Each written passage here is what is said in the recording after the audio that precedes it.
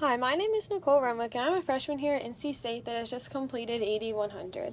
ED100 is very helpful because there's a lot of things I am going to be able to apply to my future teaching career or to my future classes at NC State. So first of all, it helped me get adjusted to college life by reading the Student to Success Strategies book, getting to meet our advisors who familiarized us with academic policies and allowed us to ask questions and plan our future schedules and careers. And we also had, they also exposed us to different ways that we can get involved. So we had a speaker from Passport to Success come, we had a Caldwell Fellows presentation, and we had a study abroad student panel, in addition to having assignments that, required us to begin to get involved. And then it also helped us get adjusted by exposing us to different resources within the college. So my favorite resource that we learned about was Metric. It's our educational library that's in Poe Hall.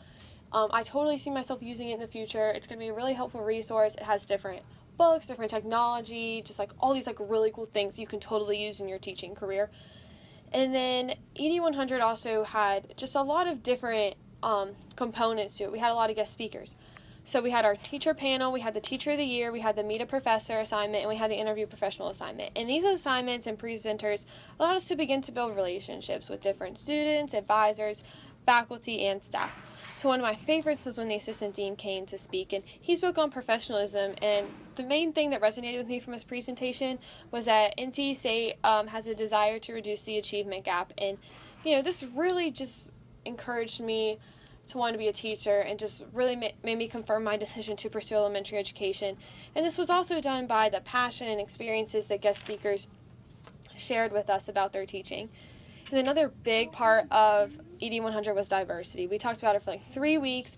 We did a Just Mercy discussion and a social justice presentation, and those things just really showed me how important diversity is in the education system now, and it just really presented it to me in a new light and from different points of view, which is very helpful.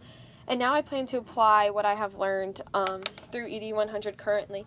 So I plan to begin to get involved. The student panel offers a lot of suggestions of ways to get involved through alternative service breaks, C-SLEPs, and university ambassadors, which I definitely plan to check out in the future. And then they also encourage us to begin to build relationships by attending events and taking the time to get to know each other. And this is very important to practice because you're going to have to be able to make connections and networks and relationships with students in your classroom in the future.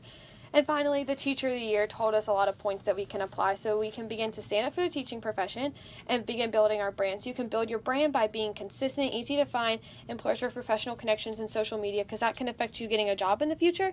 And then you can stand up by the teaching profession by, when someone says our education system is failing, you need to ask why and then give them facts as to why that's not true. So thank you for listening, and I hope you're really excited for ED100 next year.